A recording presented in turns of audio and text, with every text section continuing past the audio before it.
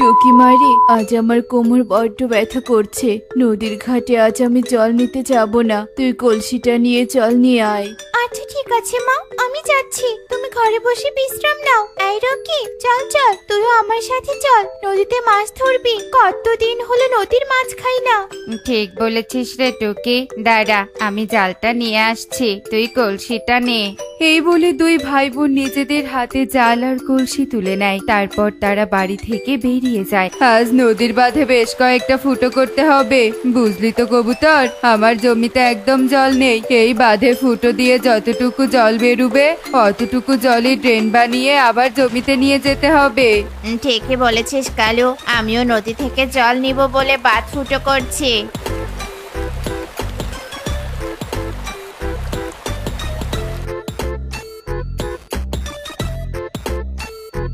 কি করছো কালু কাকু আর কবুতর কাকু? এভাবে বাঁধ ফুটো করছো কেন? হায় হায়, বাঁধ ফুটোর কারণে নদীর পুরো বাঁধ যদি ভেঙে যায় আমাদের বন তো নদীর জলে ভেসে যাবে, বন্যা হবে, কি সর্বনাশে কাণ্ড হবে, বুঝতে পেরেছো? হ্যাঁ চুপ কর তো, দুই আঙ্গুলের পাখি হয়ে আমাদের জ্ঞান দিতে এসেছিস? এইটুকু ফুটোতে বাঁধের কিচ্ছু হবে না, আর এভাবে বাঁধ ফুটো না করলে নদী থেকে জল জমিতে নিব কি করে? কেন? সেচ মেশিন দিয়ে নাও। কোনোদিন যদি বনে কোনো বড় ঝড় বৃষ্টি শুরু হয়ে যায় তবে ওই ফুটোর কারণে বাঁধে বড় ফাটল ধরবে। তোমরা বাঁধ এভাবে ফুটো করো না কাকুরা। আহা, সেচ মেশিনের খরচ জানিস তুই? সেই খরচের টাকা কি তোরা দিবি? আমরা এইভাবে বাঁধ ফুটো করে জমিতে জল নিব। যা যা, তোরা যে কাজ করতে এসেছিস সেই কাজ কর গিয়ে, আমাদের একদম বিরক্ত করিস না তো বাপু। টুকি আর রকি তাদের আর কিছুই বলে না। টুকি নদীতে জল নিতে থাকে আর রকি জাল ফেলে নদীর মাছ ধরতে থাকে। এরপর তাদের কাজ শেষ করে তারা দুই ভাই বোন বাড়িতে ফিরে আসে আর তাদের মা টুনিকে বলে, মা জানো কি হয়েছে? কবুতর আর কালু কাকু নদীর বাঁধ ফুটো করে জমিতে জল নিচ্ছে। এতে করে যে বনের বড় বিপদ হবে। হঠাৎ করে বন্যা হলে সব পাখিদের যে বড় বিপদ হবে মা। উফ টুকি, তুই এসব নিয়ে ভাবিস না তো। এতদিন যখন কিছুই হয়নি আর বাকি দিনগুলো কিচ্ছু হবে না। যা, তোরা এখন তোদের কাজ কর, আমি রান্না বসাই। এই বলে টুনি রান্নাঘরের দিকে চলে যায় আর টুকি এবং রকি ঘরের বাহিরে চলে এসে গাছের ডালে বসে থাকে। এই টুকি, নদীর বাঁধের কথা তো কেউ চিন্তাই করছে না। বনের কৃষকরা সাময়িক সুবিধার কথা ভেবে কত বড় যে বিপদ ডেকে নিয়ে আসছে তারা তো বুঝতেই চাইছে না। শোন রাকি, সবাই অবুঝ বলে তো আর আমরা অবুঝ নই। আমরা হলাম সচেতন পাখি। হঠাৎ বিপদ মোকাবেলার জন্য প্রস্তুত থাকতে হবে। আরে, একটা বুদ্ধি পেয়ে গেছি আমি। কি বুদ্ধি? কি বুদ্ধি রে টুকি? রকি, চারপাশে তাকিয়ে দেখ, কত ডাব গাছ, কত ডাব ধরে আছে। শোন, সব ডাব গাছ থেকে আমরা যদি ডাব পেড়ে নিয়ে বনের সবচেয়ে উঁচু পাহাড়ে দুটো ডাব ঘর বানাই তবে কেমন হয়? বনে যদি কোনোদিন আচমকা দুর্যোগ নেমে আসে সবাই সেই দুই ডাব ঘরে আশ্রয় নিতে পারবো। দুই ডাব ঘরে নিশ্চয়ই বনের সব পাখিদের জায়গা হবে।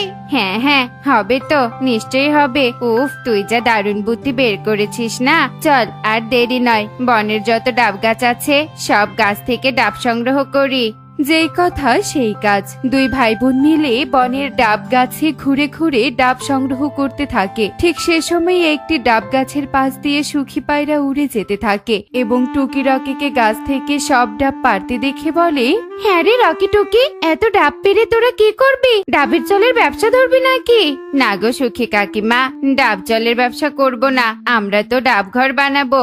দাঁড়াও, তোমাকে আমরা সব ঘটনা খুলে বলছি। এই বলে রকি সুখী পায়রাকে সব ঘটনা খুলে বলে। সব শুনে সুখী পায়রা অট্টহাসি দিয়ে বলে, এ তো দেখছি গাছে কাঁঠাল কফি তেল। কোন দিন পরে দুর্যোগ হবে সে আশায় তোরা ডাব ঘর বানাবি? পোকা পাখি। তার বদলে এই ডাবের জল বিক্রি করে তোরা অনেক টাকা রোজগার করতে পারবি। থাক, দরকার নেই সখী মাসি। সবসময় নিজের কথা চিন্তা না করে এবার অন্যের জন্য একটু চিন্তা করে যাও। তুমি তোমার কাজে যাও। আজকাল তো দেখছি কাউকে ভালো পরামর্শ দেওয়াই যায় না। এই বলে সুখী পায়রা চলে যায়। এদিকে দুই ভাই বোন সব ডাব বস্তায় ভরে বনের উঁচু পাহাড়ের দিকে রওনা দেয়। এরপর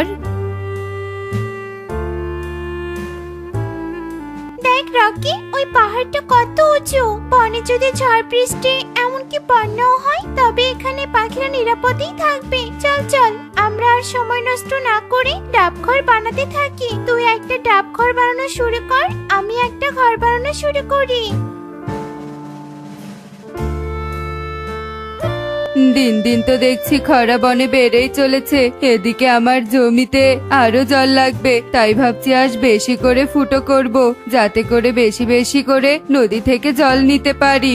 আরে কালু, আমরা এদিকে বাঁধ ফুটো করার চিন্তা করছি, ওদিকে সুখীর কাছে শুনে এলাম রকি টুকি বনে নাকি ঝড় বৃষ্টি বন্যার জন্য পাখিদের থাকার জন্য ডাবঘর তৈরি করছে। তাই নাকি? চল চল একটু দেখে আসি তো গিয়ে। যাক, অবশেষে আমরা সফল হলাম রে টুকি, কত সুন্দর দুটো ডাবঘর বানিয়েছি। রকি টুকি, তোদের এমন বোকামো কাজ দেখে বড্ড হাসি পাচ্ছে। বনে ঝড় বৃষ্টি লক্ষণ নেই আর তোরা কিনা ডাবঘর বানাচ্ছিস। কাকু, তোমরা তো শুধু বর্তমান সুবিধাটা দেখছো, ভবিষ্যৎটা দেখতে পারছো না। ভবিষ্যতে নদীর বাঁধ ভেঙে যেতে পারে। তোমরা যে হারে নদীর বাঁধের মধ্যে ফুটো করছো। আবার এদের জ্ঞান দেওয়া শুরু হয়ে গেল। চল তো কালু, এসব খেলনা ঘরের সামনে থেকে আমাদের কোনো কাজ নেই, আমাদের কাজে আমাদেরকে যেতে হবে।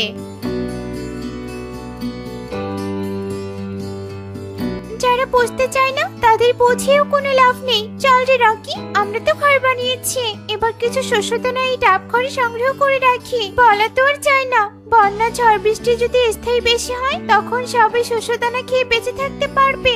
ঠিক বলেছিস টুকি, চল আমরা এবার শস্যদানা সংগ্রহ করতে যাই। এই বলে দুই ভাই বোন শস্যদানা সংগ্রহ করতে যায়। অন্যদিকে কালু কাকার কবুতর যখন নদীর বাঁধ ফুটো করছিল, ঠিক তখনই আকাশ কালো মেঘে ছেয়ে যায় আর সঙ্গে সঙ্গে মুষলধারায় বৃষ্টি নামে। যাক, বৃষ্টিটা এসে ভালোই হলো, আমাদের আর পরিশ্রম করে বাঁধ ফুটো করতে হবে না। চল চল কালু, বাড়িতে যাই।